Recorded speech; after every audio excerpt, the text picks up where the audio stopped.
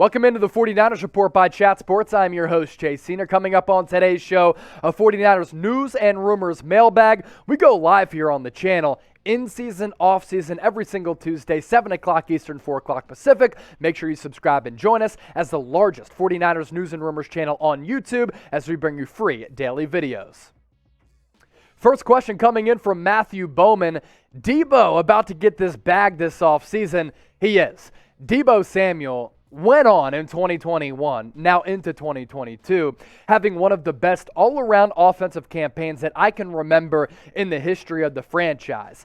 A high-level impact player, the likes of a Jerry Rice and some of the preeminent players who have played for the Red and Gold throughout the franchise's tenure. Broke the record for the most rushing touchdowns for a wide receiver in NFL history, and through the air, he was just as good, just as dominant, with his ability to basically catch everything within his radius, but pick up monster yards after the catch. And really, that drive where the Niners had to go basically the length of the field to tie that ball game up, leading up to that Jauan Jennings touchdown to make it 24-24, that splash play to Deebo Samuel flipped the field, got the Niners in position to put that score up, and how often this year has Deebo Samuel really come through in the clutch. He's my regular season MVP in addition to Nick Bosa.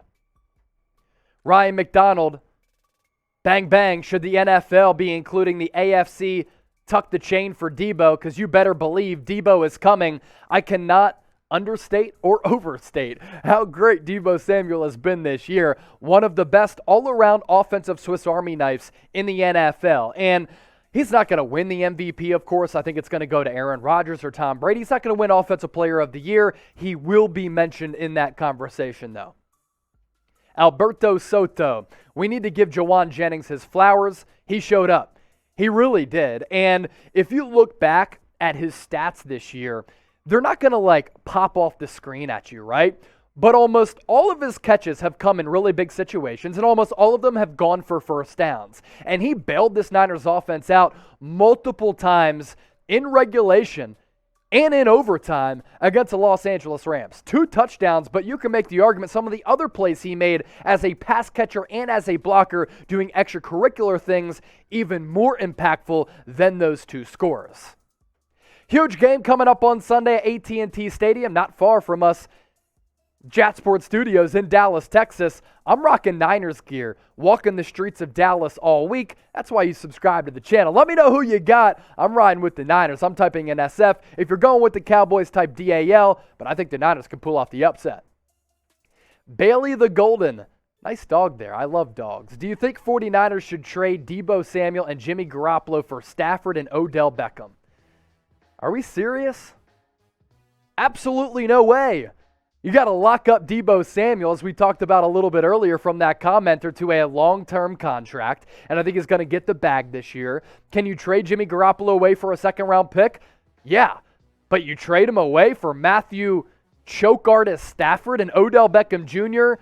No chance. Niners beat the Rams twice this year, 6 in a row. Kyle Shanahan is Sean McVay's daddy. Get out of here, Bailey. Alfredo Hernandez, we play in the hardest division and the Cowgirls play in the weakest, and they don't even have a good record against playoff teams. Just saying. Bailey, I love you. Thanks for supporting the show. I'm just messing with you. Yeah, no, that's a big reason why I think San Francisco might have the edge in this game, and that's why there's that mysterious 3-point line. It's basically a pick'em game on the road against the Cowboys. I mean, for the Niners to finish 10-7 this year, overcoming that 3-5 start in a gauntlet of a division, what I believe to be is the best division in football, is really impressive. And the Cowboys went undefeated against the NFC East, but the NFC East and the NFC West, they're not comparable. Triple D Texas. Since attention is focused on Deebo and the run game, I think this game, Kyle and Kittle flourish. So it's funny because remember when we were talking about George Kittle going on that torrid pace after coming off IR after missing a couple of weeks because of that calf injury? He's been somewhat silent the last couple of weeks. Against the Tennessee Titans, he was really locked down. Against the Houston Texans, he had a couple of big plays, but nothing special. And against the Los Angeles Rams, it's not like he came through with monster plays either. I think the focus for teams has been on Kittle, but that's part of the dangerous element of this Niners offense. You lock down Kittle. You can go to Deebo. You lock down Deebo. You go to Kittle. You lock down both those guys. You have Brandon Ayuk. Then you get that ground game going as well. The recipe for success is really multiple for San Francisco. That's why I continue to say, if they play a clean brand of football up to their expectations, they can beat anybody in the NFC. Boogeyman. 49ers, do you think the cornerbacks will be a reason we don't make it far into the playoffs? As long as the pass rush gets home and as long as they generate pressure, the back end won't have as much pressure on them, because if the quarterback doesn't have time to throw, it doesn't really matter what's going on the back end. Now, Ambry Thomas has really stepped up the last couple of weeks. Game-sealing interception against Matthew Stafford, couple big plays against the Titans a few weeks ago, big plays against the Houston Texans. Really, for cornerbacks, sometimes it comes down to confidence. Ambry Thomas getting a lot more confident over the last few weeks with more reps and more playing time. That's why we were saying earlier in the year, give the rookies a shot ahead of a scrub like Josh Norman or Drake Kirkpatrick. But as long as the Niners defensive line gets home, I think they can be in a good spot. Shayla Venata, a true 49ers Report OG with a $20 super chat. How embarrassing was it to celebrate in the red zone as a head coach only to lose at the end? Are head coaches allowed to do that? Like what McVay did? No, that's why the official was like, yo, you got to get off the field, homie. And I was surprised to see Sean McVay jumping up and down with that early celebration early in the game. I know Los Angeles goes up 17-0, but the 49ers faithful made that road game a home game. Sean McVay saying later, I was surprised there were so many Niner fans there. It's what you have when that's what you get when you have a front-running fan base in Los Angeles. And then for Sean McVay to be celebrating in the end zone, that was kind of fraudulent as well. So, yeah, you're not allowed to do that. That's why the official was like, McVay, go over to the sideline. And maybe that was karma, because then Kyle Shanahan won a 6th consecutive game over McVay, and he's his poppy.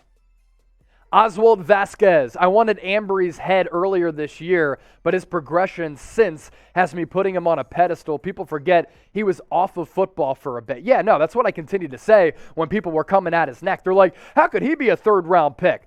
Well, look, he's got talent. That's why he was a third-round pick. He has upside, but he was a COVID opt-out in 2020. So he didn't get many reps early on in the year, not even really in preseason or in training camp.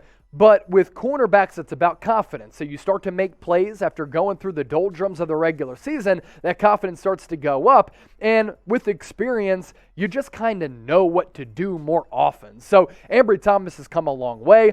That's great for San Francisco, because if you can get away with paying rookie cornerbacks or cornerbacks cheap, and you don't have to pay like $20 million a year to the Xavier Howards of the world, it allows you to really build your football team in a very deep manner.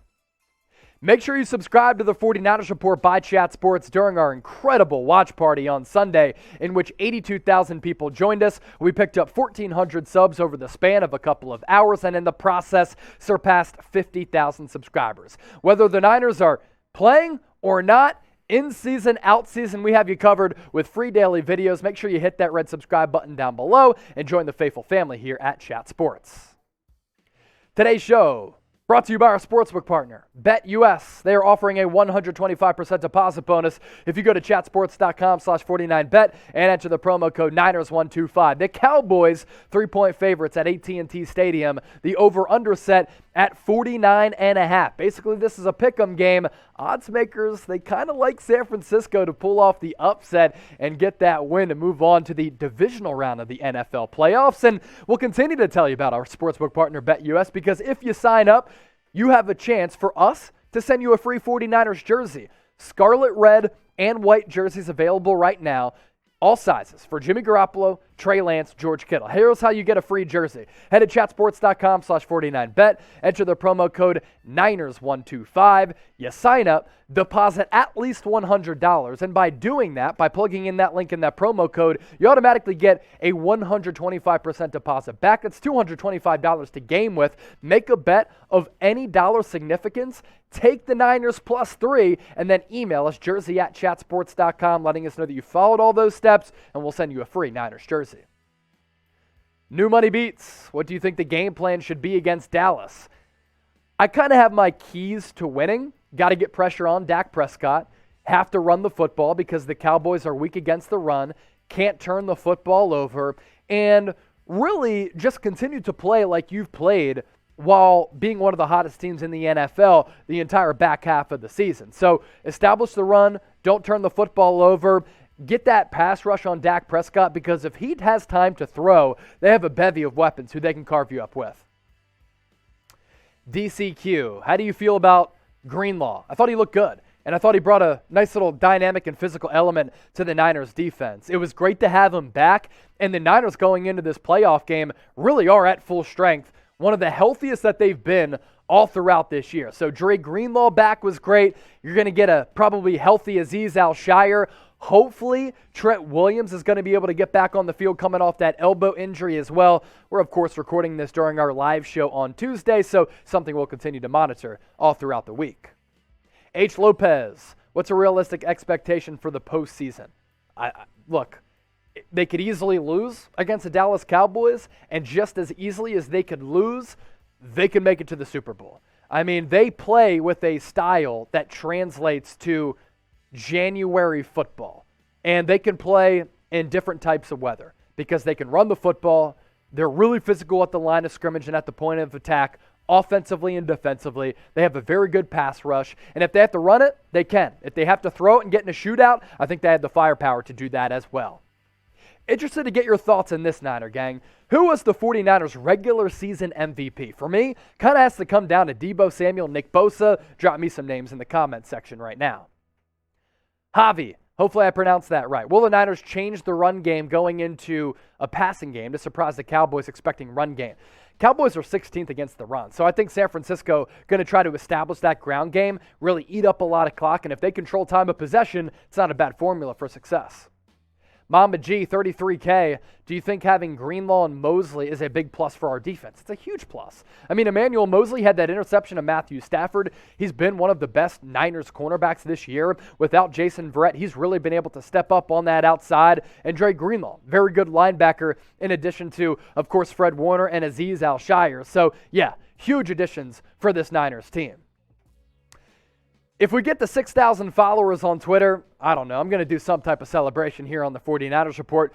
We're slowly getting there, and a lot of you who have followed me over the last several weeks, all big fans of the San Francisco 49ers because I stay tweeting out all the best Niners takes and news and rumors. So give me a follow, Twitter, @Chase_Senior, or Instagram, and I'll, of course, show you some love in the process.